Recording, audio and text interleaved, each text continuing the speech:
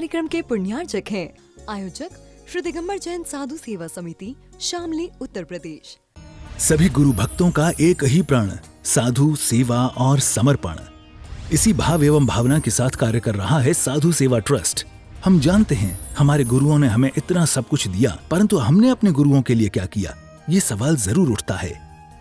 देश के कई ऐसे प्रांत हैं जहां पर दिगंबर मुनियों को विहार करने में बहुत कठिनाई आती है। चौके वाले न मिलने पर विहार के दौरान आहार की व्यवस्था भी नहीं बन पाती।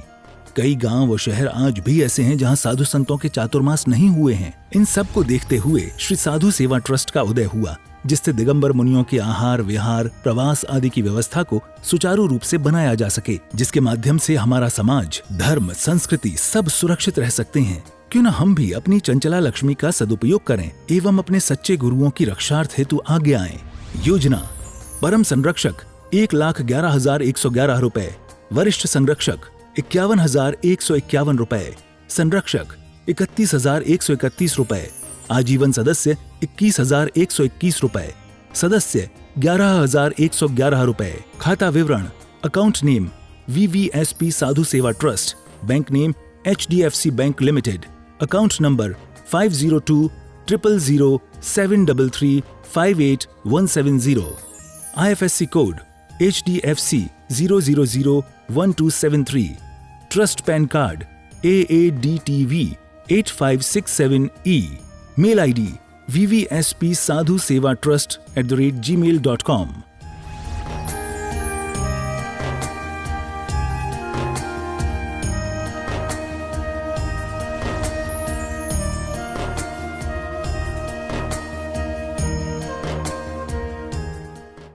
सभी धर्म प्रेमी पुण्य आत्मा एवं उपस्थित सभी महानुभाव, आज लक्षण पर्व का पंचम दिवस है और आप सभी ने पूर्व के चार पर्वों के बारे में बहुत अच्छे तरीके से जान लिया, समझ लिया।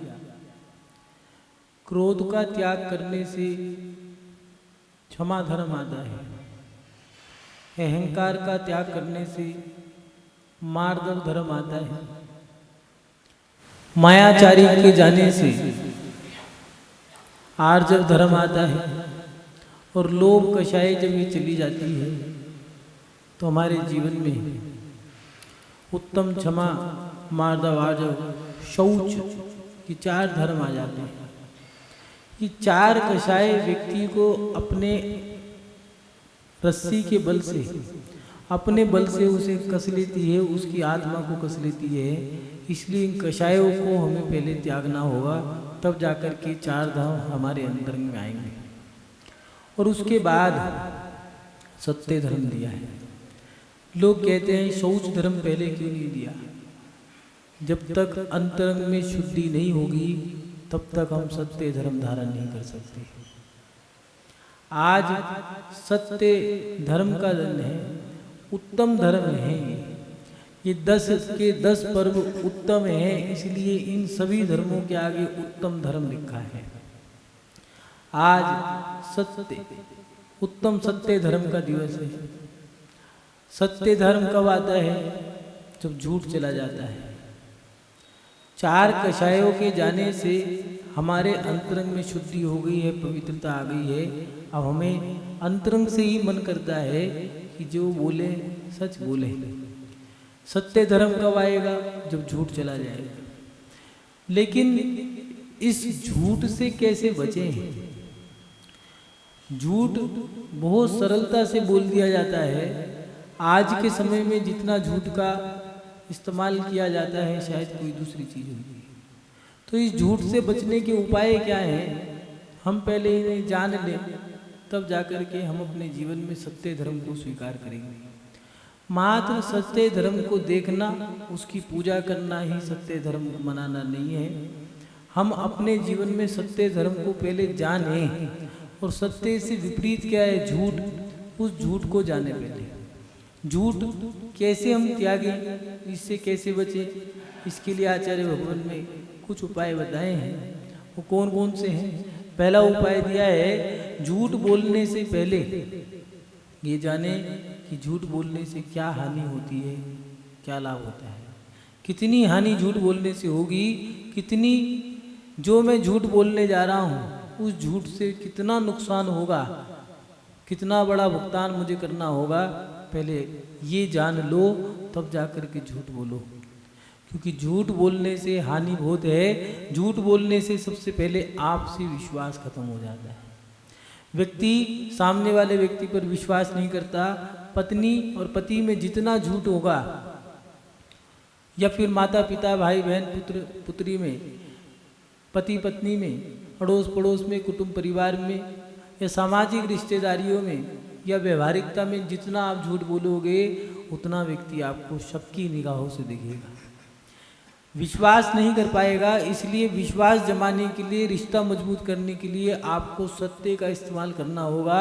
जब व्यक्ति आपको देख लेगा और आपकी जब वो पहचान कर लेगा और आप उसकी उम्मीदों पर खरे उतर जाओगे तो वो व्यक्ति आप पर विश्वास कर लेगा, रिश्ता आपका मजबूत होना शुरू हो जाएगा।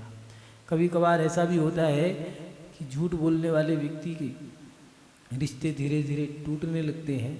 भाई भाई में लड़ाई झगड़ा हो गया, बच्चे आपस में नहीं रह पा रहे साथ में, पिताजी हमें आपके साथ नहीं रहना, पिताजी अच्छे नहीं हैं। क्यों? किसी भी चीज़ पर उन पर विश्वास नहीं रहा। पत्नी भी साथ छोड़ के चली गई है, तलाक हो गया, या फिर मायके चली गई, अब आने का मन ही नहीं है। क्यों? क्या करूं? बहुत सोचा, बहुत बार सोचा, बहुत बार करने का मन किया, लेकिन विश्वास कर नहीं पाते। इसलिए अपने जीवन में क्रोध करने से पहले आप सोच लें कि इसका नुकसान क्या होगा। क्योंकि झूठ बोलने से पहले ये देख लें कि नुकसान क्या है। क्योंकि झूठ व्यक्ति के रिश्तों में खटास पैदा कर देता है, अविश्वास पैदा कर देता है।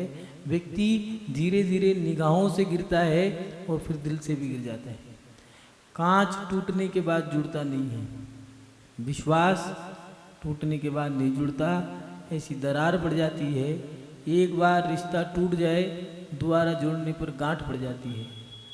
इसलिए रिश्तों में जितना आप ईमानदारी से रिश्ता निभाओगे उतना आप लोग ऊपर ऊपर उठते जाओगे, उतना आपका रिश्ता मजबूत हो जाएगा। अपने जीवन में जब आप झूठ बोलोगे उससे पहले देख लोगे, सोच लोगे, विचार कर लोगे तो आप झूठ बोलने से बच जाओगे। उसकी हानि कितनी है, उससे लाभ कितना है, जब आप ये आंक लोगे तो आप झूठ नहीं बोलोगे। क्यों? क्योंकि झूठ बोलने से पहले आप जान लो कि झूठ बोलने का कोई भी लाभ नहीं होता, हानि ही होती है। एक झूठ बोलने के बाद कई झूठ बोलने पड़ते हैं, क्योंकि एक चीज़ को छुपाने के लिए बहुत बड़ी मेहनत करनी पड़ती है। इसलिए अपने जीवन में झूठ बोलने से पहले नाप तोल कर लें, सोच लें, विचार कर लें कि झूठ से हमें कितनी हानि होगी, कितना लाभ होगा। दूसरा उपाय दिया है, हम झूठ ना बोलें और ना बुलवाएं। कभी कभार ऐसा हो जाता है कि हम झूठ नहीं बोलते, कोई बात नहीं, लेकिन दूसरे से बुलवा देते हैं। बच्चे जो हैं झूठ बोलने के लिए बहुत काम आते हैं। ये यंत्र हैं। माता पिता प्राय करके सुनो, एक काम करो, उनसे जाके ये कह देना, हम नहीं कह सकते, तुम कह दो। बच्चे कहते हैं मम्मी तुम ही कह दो। बेटा मैं नहीं कह सकती, तू जाके कह दे। ये चीज़ें प्राय करके गलत हैं। ना झूठ बोलना है, ना झूठ बुलवाना है। आज के समय में नई टेक्नोलॉजी आ गई है। एक नया आविष्कार हुआ था सन 1992 में, लगभग वही समय रहा। उस समय में एक आविष्कार हुआ था मोबाइल का। उस समय में मोबाइल का जो आविष्कार हुआ था, लोगों ने जब आविष्कार किया था, जिस व्यक्ति ने कहा था कि मोबाइल का आविष्कार होने से लोगों को लाभ होगा, व्यापार बढ़ेगा, क्रियाएं कम होंगी, व्यापार में ज़्यादा लाभ होगा। लेन देन की क्रिया में बार बार जाना पड़ता था, अब घर बैठे आप काम कर सकते हो। लेकिन लोगों ने व्यापार के साथ साथ इस मोबाइल का दुरुपयोग करना शुरू कर दिया। आविष्कार आवश्यकता की जननी है, लेकिन आवश्यकताएं तो हो, उसका दुरुपयोग ना करें। मोबाइल से व्यक्ति बैठा मंदिर में है, कहाँ पर हो? मैं तो बाजार में हूँ। अब वो कहेंगे महाराज जी हम तो ये झूठ बोल रहे हैं, धर्म के लिए बोल रहे हैं। क्यों बोला? झूठ धर्म के लिए भी बोला, क्यों बोला? कोशिश करो उससे बचने के लिए भी। बाजार में है तो कह देते, कई लोग तो ऐसे हैं जो कह देते हम विधान में बैठे हैं, अनुष्ठान में बैठे हैं, और घर वाले ढूंढना है तो मिलते नहीं है। कहाँ गए थे? विधान का कह के पता नहीं कहाँ बैठे हैं। कई लोग, हम तो महाराज जी के पास गए थे, कई बच्चे ऐसे हैं जो धर्म का नाम लेकर के गलत काम भी कर लेते हैं। इसलिए ये जो नई टेक्नोलॉजी है उनसे बचो। अपने जीवन में जितना जितना झूठ बोलोगे, कहीं बच्चों पे माता पिता विश्वास नहीं करते। बच्चे कहते हैं हमारे घर वाले हम पे विश्वास नहीं करते, क्या करें? तुमने झूठ बोला क्यों? एक बार झूठ बोल दिया, अब जीवन भर सजा भुगतनी पड़ेगी। वो विश्वास टूट गया, अब जुड़ना मुश्किल है। इसलिए अपने जीवन में विश्वास को मजबूत करने के लिए सत्य का इस्तेमाल करो। सत्य धर्म जब रहेगा तो याद रखना, आप अपने जीवन में रिश्ते मजबूत कर लोगे, अंतरंग में शांति प्राप्त करोगे। ये धर्म हमें शांति दे के जाते हैं, आनंद, उत्साह, हर्ष, उल्लास, उमंग, ये सब चीज़ें दे के जाते हैं। लेकिन इन धर्मों को धारण करने के लिए थोड़ा सा प्रयास करना पड़ेगा। इसलिए ना तो झूठ बोले, ना दूसरों से बुलवाएं। हम दूसरों से बुलवा करके सोचते हैं कि बच गए, पूरा पूरा दोष लगेगा। उस व्यक्ति को तो खुद तो झूठ बोला नहीं, अपना काम करा लिया, स्वयं नहीं करा, दूसरे से करा लिया, और उस व्यक्ति को झूठा बना दिया, वो अलग दुगना पाप लग गया। इसलिए अपने जीवन में ना तो झूठ बोले, ना झूठ बुलवाएं। तीसरी बात बताई है, अपना जीवन न्यायपूर्ण जिए। जितना ईमानदारी से आप जीवन जियोगे उतना आप लाभ प्राप्त करोगे। बड़ी बड़ी कंपनियां आप देखना, लोग कहते हैं महाराज जी कैसे छोटी दुकानदारी है, झूठ बोलना तो पड़ता ही है व्यापार में। जितने बड़े व्यापार हैं, जितनी बड़ी दुकानदारी है, जितनी बड़ी कंपनियां हैं, देखना उनके यहाँ एक दाम मिलेगा, फिक्स प्राइस लिख दिया है। चाहे उन्होंने 1000 रुपये एक पीस पे कमा रहे हों, लेकिन उन्होंने रेट लिख दिया है फिक्स प्राइस, बस। अब उनको कोई मतलब नहीं है, लेना हो लो, नहीं लेना मत लो, कोई बार्गेनिंग नहीं। उससे लाभ है। अगर कोई व्यक्ति एक दाम की दुकानदारी पे काम करता है तो उसके पास कोई व्यक्ति गया, देख लिया भैया कम ले ले, नहीं लेना, कोई बात नहीं, 100 का है 95 का दे दे, 5 रुपये कम कर ले, नहीं भैया तुम आओ, चाहे कोई भी आए, गरीब है चाहे अमीर है, छोटा है चाहे बड़ा है, सबके लिए एक ही रेट है, तो ठीक है ले लिया। और बच्चों ने कहा पिताजी आवश्यकता एक काम करो, उस दुकान पे चले जाओ, लेके आ जाना। पिताजी कम भाव, कुछ नहीं, वो तो एक दाम की दुकानदारी है, विश्वास है, खरा व्यक्ति है, लिया। उसकी इमेज बनती है, गुडविल बन जाती है। एक बार ईमानदारी से जीने में थोड़ी मेहनत लगेगी, लेकिन जिंदगी भर आपको आराम से, फिर तो वो है दादा ले पोता बरते, आराम से बैठ के खाना है। ईमानदारी में कहीं ना कहीं सत्यता छुपी है। इसलिए अपना जीवन ईमानदारी से जिए। ईमानदारी से जीना मुश्किल है, नामुमकिन नहीं है। जी सकते हैं। पहले के लोगों के रिश्ते बड़े मजबूत हुआ करते थे, पति पत्नी में आपस में मजबूत रिश्ते थे, हाथ भी उठा दिया, कुछ कह भी दिया, लेकिन रिश्ते नहीं टूटते थे। कारण आपस में ईमानदारी थी, एक दूसरे के प्रति मजबूत था विश्वास, और उस विश्वास के कारण आखिरी सांस तक वो रिश्ता चलता था। लेकिन आज के समय में रिश्ते कमजोर होते जा रहे हैं। रिश्तों में जरा सी चटक आ जाए तो रिश्ते टूट जाते हैं। क्या कारण है? कहीं ना कहीं हमारा विश्वास कमजोर होता जा रहा है। भाई भाई में बन क्यों नहीं पा रही? क्योंकि विश्वास की कमी है। उससे शक है कहीं ऐसा तो नहीं दोनों दुकान पे, एक ही दुकान पे बैठते हैं, 2 भाई हैं, कहीं ऐसा तो नहीं मेरे हिस्से का भी एक 1000 हो, कहीं ऐसा तो नहीं दुकान अलग से दुकान कर ली हो, अलग से मकान खरीद रहा हो। कान लगा के सुनते हैं, जानकारी प्राप्त करते रहते हैं, जासूसी करते रहते हैं। क्यों? कहीं ना कहीं हमने झूठ बोल कर के नींव खड़ी करी थी, और उसका परिणाम ये निकला कि हमारा विश्वास कमज़ोर हो गया। रिश्तों में खटास है, रिश्ते टूटने के लिए तैयार बैठे हैं। 2 भाई, उनकी पत्नियां तैयार बैठी हैं, सुनो अलग कर लो, न्यारे हो जाओ, बंटवारा कर लो।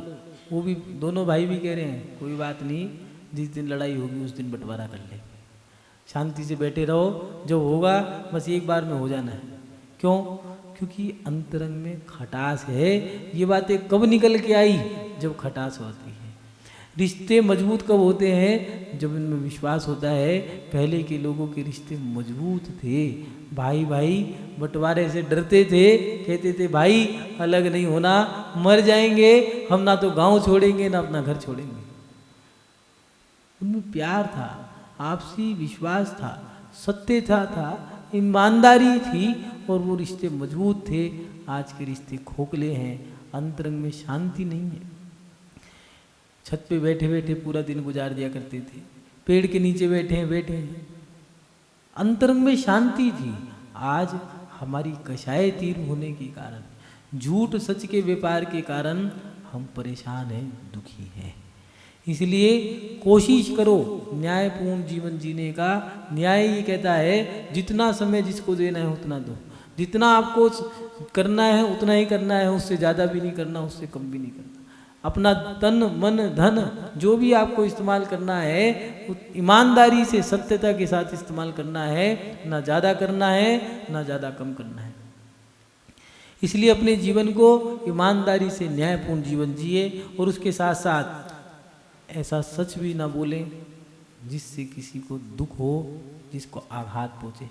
कुछ लोग होते हैं वो कहा करते हैं कि हमें तो स्पष्ट बोलने की आदत है, चीख के चिल्ला करके स्पष्ट बोल दिया, स्पष्ट तो बोल दिया और स्पष्ट बोल करके आपने एक व्यक्ति को या चार व्यक्ति को खरी खोटी भी सुना दी है, गाली भी दे दी है, उसने सुन ली कोई बात नहीं, लेकिन स्पष्ट वक्ता का मतलब तो जान लो।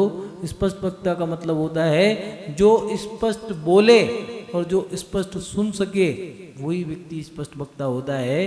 तुमने 4 लोगों की उतार दी कोई बात नहीं, लेकिन 4 लोग तुम्हारी उतारें तो उस समय भी तुम समता धारा नहीं रखना। लेकिन आज के लोगों ने अपने समय अपने अनुसार ही समय की संहिताएं बना दी है, अपने मन में जो आया वो बोल दिया। कुछ लोग ऐसे काम कर देते हैं, माता बहनें भी बच्चों से कुछ ऐसे शब्द बोल देती हैं, मर जा, मजाक मजाक में ऐसे शब्द कह दिए।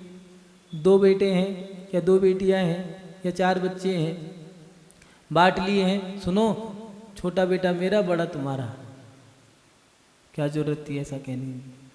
अब बच्चों में बच्चे कोरे कागज हैं, जो लिखोगे उनके ऊपर छप जाएगा। और हुआ क्या, अब उनसे पूछ रहे किसके बेटे हो तुम? मैं माँ का बेटा हूँ। क्यों? माँ ने कहा था छोटा मेरा बड़ा पापा का। अब माँ बीमार है तब भी बड़ा बेटा कह रहा है सुनो पानी लेके जा माँ के पास जल्दी से, बीमार है दवाई दे दियो। क्यों? तेरी है। ये तेर मेर की भावना किसने डाली? हमने डाली है। बच्चों की पाठशालाएं चलती हैं, सब जगह बच्चों के शिविर लगते हैं, लेकिन बदमाश तो इनके माता पिता हैं। पाठशाला इन माता पिताओं की चलनी चाहिए। 2 साल के बच्चे की थाली में आलू का पराठा किसने परोसा? 8 साल की 5 साल की लड़की को, छोटी सी बिटिया को फटे कपड़े किन्ने पहनाए? कहीं ना कहीं गलती हमारी है। हम बच्चों के सामने वो काम भी कर डालते हैं जो नहीं करने चाहिए। इसीलिए अपने जीवन में वो काम मत करो जिससे आपको भुगतान करना पड़े। अगर सच बोलना भी है तो ऐसा सच बोलो, इष्ट मिष्ट शिष्ट वचनों का इस्तेमाल करो। हमारे वचन भी अच्छे नहीं है और हम स्पष्ट तो बोल रहे हैं, लेकिन क्या जरूरत थी? झूठ भी बोला, मजाक में भी बोला। क्यों बोला? क्या जरूरत थी बच्चों से कहने की तुम हमारे नहीं हो, हम तो तुम्हें कचड़े के डब्बे से लाए थे, पड़ोसी के बच्चे हो तुम। क्या जरूरत थी कहने की? हम तुम्हें चौराहे से गली से उठा के लाए थे। ऐसी बातें तुमने कह तो दी, लेकिन वो बच्चा तो अपने माता पिता को अपना आदर्श मानता है, वो माता पिता के उदाहरण देता है। वो बच्चा बस माँ की बात को, पिता की बात को ही सत्य मानता है। और आपने ऐसी बात कह दी और उसके जीवन भर बस ये बात रहेगी, मैं अनाथ हूँ, ये माता पिता मेरे नहीं है, मुझे तो कचड़े के डब्बे से, कूड़े से या फिर बाजार से, गली से उठा के लाए थे। इन चीज़ों से कहने से व्यक्ति के दिल पे आघात पहुँचता है। इसलिए ऐसा सच भी मत बोलो जिससे सामने वाले को दुख हो।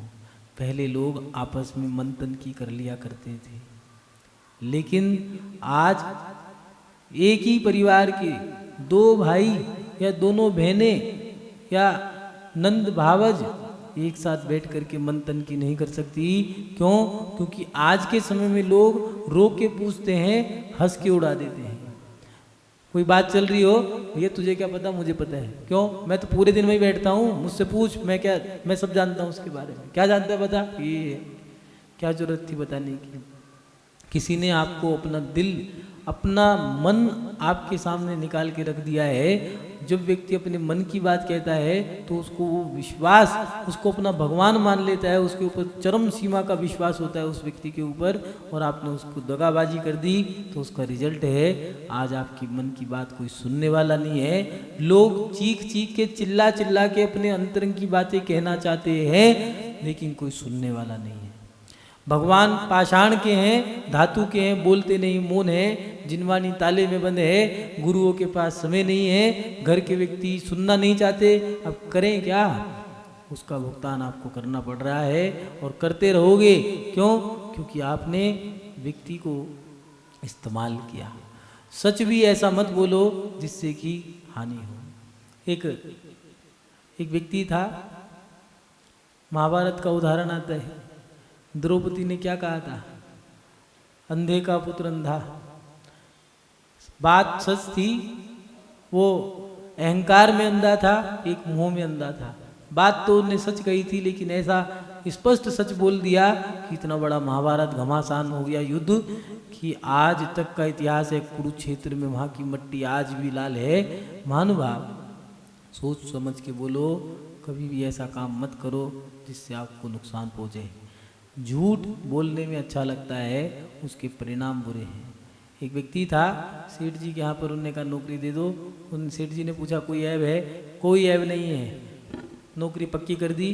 कहने लगा बस एक दोष है, एक बार पूरे साल में एक दिन व्यसन करने की छूट दे देना, बस कोई दिक्कत नहीं। सेठ जी ने कहा ठीक है, साल में 365 दिन होते, एक दिन की छूट, कोई बात नहीं।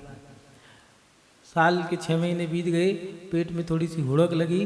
उसने सेठानी से जाके कह दिया, सेठानी जानती हो सेठ जी देर से आने लग गए। जब से मैं देख रहा हूँ वो नई असिस्टेंट आई है, तब से सेठ जी देर से आने लग गए हैं। अपना सुहाग बचा के रखो, चला जाएगा। सेठानी को शक हो गया, महिला क्या है, बस आग लगाने की देर है, महिला तो जलने के लिए तैयार बैठी है। ऐसा नीतिकारों ने कहा है, हमने नहीं कहा। कभी हम पे शक करो भैया, हमें कुछ मत कहना। सेठ जी के पास गया, जाके कह दे सेठ जी याद रखना, सेठानी से बच के रहना। पूरे दिन आप यहाँ रहते हो, समय गुजारते हो ऑफिस में, किसी पे भरोसा भी है आपको, पता भी है कुछ आपको। सेठानी पूरे दिन क्या करती है, रात को थोड़ा सावधान रहना। सेठानी सोने के लिए गई, डर लग रहा था, पास में एक चक्कू रखा था उसने तकिए के नीचे। कहते हैं तकिए के नीचे चक्कू रख लो तो सपने नहीं आते। सेठ जी सोने लगे तो उन्होंने देखा, करवट बदली, तकिया गिर गया नीचे, नीचे चक्कू निकला। ये मुझे जान से मारना चाहती है। बस रात को दोनों सो रहे थे, सोने से पहले घमासान महाभारत करा दिया। वो नौकर आया, कहने लगे सेठ जी कुछ नहीं है, मेरे को बस एक छूट दी थी आपने एक झूठ बोलने की, मैंने वो एक झूठ बोल दिया, बस मेरा शौक पूरा हो गया, अब मैं दूसरा झूठ नहीं बोलूँगा। सेठ जी ने कहा नालायक मूर्खानंद चौधरी, तेरे एक झूठ से हमारा रिश्ता टूट जाता। महानुभाव, एक झूठ पूरे रिश्ते को ख़त्म कर सकता है। जो व्यक्ति जिंदगी भर ही झूठ बोलता है उसका क्या होगा। इसलिए अपने जीवन में झूठ से बचो और ऐसा सच भी मत बोलो जिससे किसी के दिल पे घात हो। एक जंगल में एक लकड़हारा लकड़ी काट के अपना जीवन जीता था। एक दिन जंगल में गया तो शेर घायल पड़ा था। शेर को देख करके उसे दुख हुआ। दुख होने के बाद उसने कहा एक काम करो, शेर का उपचार कर देता हूँ, मारेगा ही तो सही, कोई बात नहीं, परोपकार करना जीव का काम है। ठीक है, कुल्हाड़ी ले जा करके देखा उसने, अगर कुछ शेर कुछ करेगा तो डरा दूंगा कुल्हाड़ी से। वहाँ पर जाके देखा, शेर के पैर में कांटा लगा था, कांटा निकाल दिया। शेर ने उसे कुछ नहीं कहा, चला गया। शेर जब चला गया तो उसके मन में आया कि लकड़हारे ने मेरा उपकार किया है, मैं भी उसके लिए कुछ मदद करूं। रोज लकड़हारा लकड़ी काटने आता। शेर आया, नीचे खड़ा हो गया, लकड़हारा पेड़ पे था, सारी लकड़ियाँ इकट्ठी करके शेर ने एक तरफ कर दी। लकड़हारे ने सोचा इनने मुझे दोस्त बना लिया है, एक काम करता हूँ, इसका इस्तेमाल करता हूँ। रोज़ जितनी लकड़ी काटता अब शेर के ऊपर लाद के ले जाने लगा। एक दिन उसकी बेटी की शादी थी, उसमें शेर को भी न्योता दे दिया। शेर आ गया, खिड़की के पास खड़ा था, पति पत्नी चर्चा कर रहे थे। पत्नी ने शेर को देखा, डर गई। उसने कहा शेर आया है। उन्होंने कहा अरे कोई शेर नहीं है, ये तो गधा है, मेरी मजदूरी करता है। शेर ने बात सुन ली, जंगल चला गया लौट करके। प्रातःकाल हुआ, लकड़हारा लकड़ी काटने आया। शेर ने एक धाड़ मारी, तुझे मैं खा जाऊंगा। लकड़हारे ने कहा नहीं, हुआ क्या, माफ़ कर दे, गलती क्या हुई? कुछ नहीं।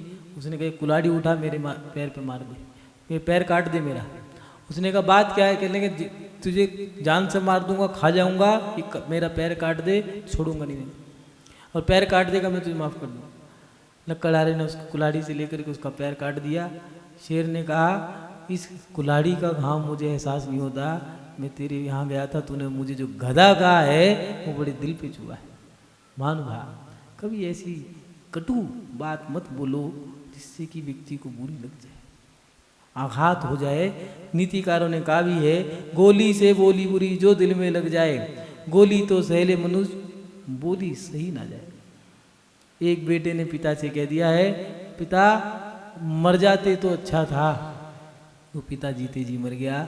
जिस बेटे को मैंने पाल पोस के बड़ा करा है, ऐसे शब्द बोल दिए, अब मैं क्या करूं? अब क्या कहूं?